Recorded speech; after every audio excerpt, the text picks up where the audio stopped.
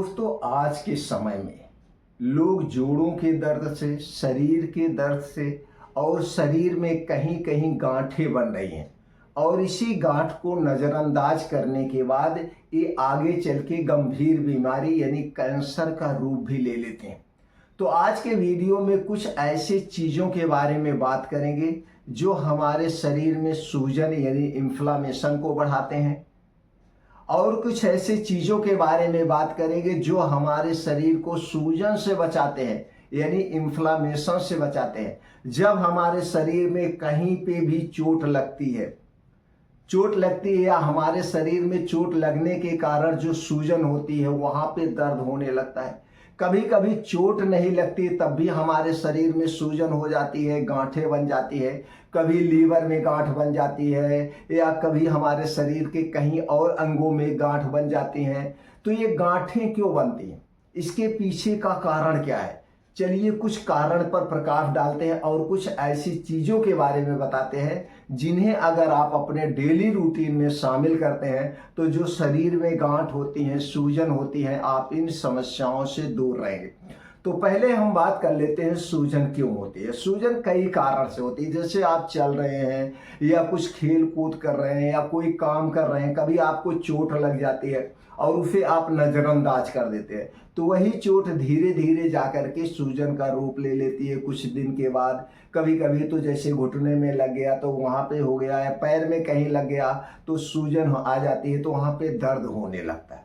तो अगर आपको कभी भी कहीं पे भी चोटें लग रही फिर नज़रअंदाज ना करें, उसी समय उसकी सिकाई वगैरह करके उसे ठीक कर दें। दूसरा कारण जो सूजन होने का कारण है, जब हमारे शरीर में कहीं कोई इन्फेक्शन होता है। इन्फेक्शन क्यों होता है उसका पीछे भी कारण है। अगर आप एक कारण को खोजेंगे तो कारण में कारण निकलता जाता है। तो जब सूजन होती है तो सूजन के कारण जैसे घुटनों में दर्द होता है, तो जब घुटनों में दर्द होने लगता है या कमर में दर्द होने लगता है, जब ये पुराना हो जाता है तो कुछ लोग तो ये कहते हैं भैया उम्र हो गई, कुछ लोग ये कहते हैं कि हमारे फाटिका हो गया, जोड़ों में दर्द हो रहा है, गठिया हो गया, वायु हो गया। लेकिन ये क्यों हो गया?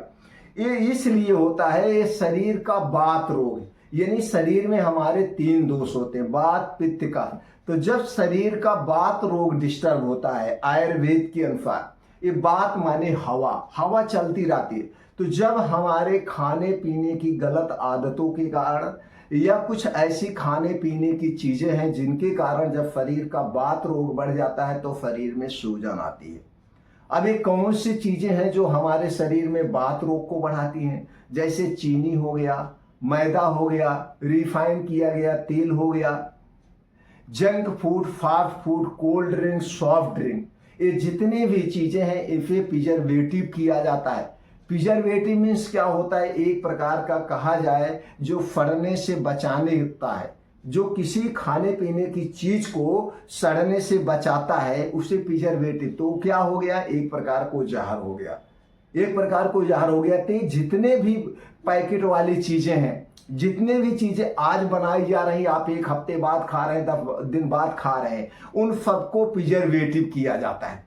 कभी कभी तो जांच में ये भी आता है कुछ कंपनियां प्रिजर्वेटिव ज्यादा मिला देती हैं, जितना मिलाना चाहिए उससे ज्यादा मिला देती, जिससे वो खराब ना हो, तो हमारे शरीर में जाता है, वो नुकसान करता है। जैसे आप बिस्किट खा रहे हैं, आइसक्रीम खा रहे हैं, नमकीन खा रहे हैं, या फिर आप जो दोस्तों और भी कोल्ड ड्रिंक्स पी रहे हैं, या कोई भी चीज आप ले रहे हैं, तो दिन भर में यही सारी चीजें जब आप खा रहे हैं तो इन सारी चीजों में प्रिजर्वेटिव डाला गया है, तो वो कहीं ना कहीं ज्यादा हो जाता है।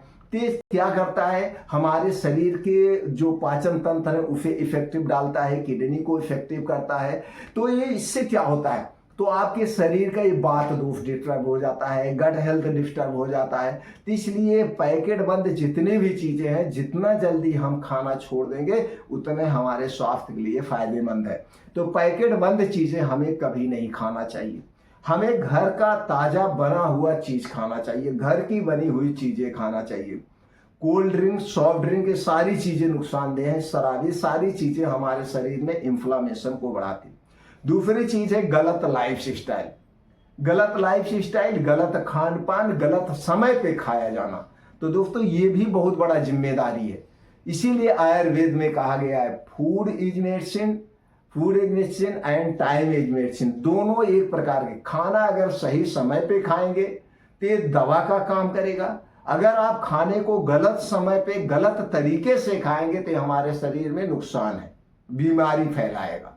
तो सीधी सी बात है, जब हम देर रात हैवी भोजन करते हैं तो देर रात जब आप हैवी भोजन करते तो खाना पूर्ण रूप से डाइजेस्ट नहीं होता है। ये हमारे शरीर में कहीं ना कहीं किसी न किसी रूप में स्टोर होता है और यही बीमारी का कारण बनता है। इससे हमारा पाचन तंत्र कमजोर होता है, क्योंकि सूर्य डूबने के बाद हमारा पाचन तंत्र स्लो हो जाता है। तो वैसे तो दोस्तों आयुर्वेद के अनुसार सूर्य डूबने के बाद हमें खाना ही नहीं चाहिए। जब भी आपको खाना है तो सूर्य डूबने के पहले खाइए। सूर्य डूबने के बाद सिर्फ और सिर्फ सादा पानी पिया जाता है, दूध भी नहीं पीना चाहिए। लेकिन आज के समय में हम जब खाना खाते हैं वो भी 9 बजे के बाद ही खाते हैं। 9 बजे रात के पहले नहीं खाते हैं। कह रहे हैं यार ये कोई टाइम है?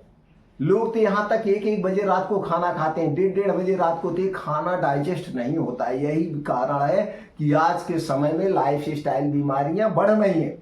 अगर आप अपने शरीर को रोग मुक्त रखना चाहते हैं, शरीर को इन्फ्लामेशन से बचाना चाहते हैं, तो रात का खाना सूर्य डूबने के पहले खाइए और यह खाना एकदम हल्का सुपाच्य होना चाहिए।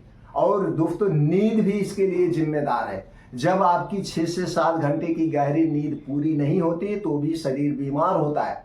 जितने गहरी नींद में हम सोते हैं उतने गहराई से हमारा शरीर अपने आप को साफ सफाई करता है। यानी कि डीप गहरी नींद और डीप दोस्तों रिपेयरिंग सिस्टम उतने ही बढ़िया से हमारा शरीर अपने आप को रिपेयर करता है। अब कुछ ऐसी चीजें, ये तो समझ गए, अगर ये डिस्टर्ब हो रहा है तो शरीर में इन्फ्लामेशन होगी, सूजन होगी, दर्द होगा, तमाम चीजें होंगी। तो ये सारे कारण को आपको हटाना है। करना क्या है? सिंपल सी बात है, रात का खाना सूर्य डूबने के पहले खाइए। और कुछ ऐसी चीजें जो शरीर में सूजन को घटाती हैं, इनमें एंटी इन्फ्लामेटरी गुण होता है।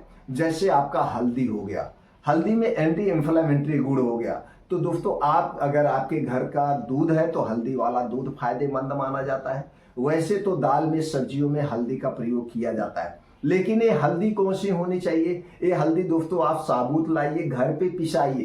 ये पैकेट वाली हल्दियों में आर्टिफिशियल कलर मिलाया जाता है जो नुकसानदेह है। लहसुन हो गया, प्याज हो गया, अदरक हो गया, काली मिर्च हो गई, आपका ये हो गया दोस्तों दालचीनी हो गया, ये सारी चीजें इन्फ्लामेशन को घटाती हैं।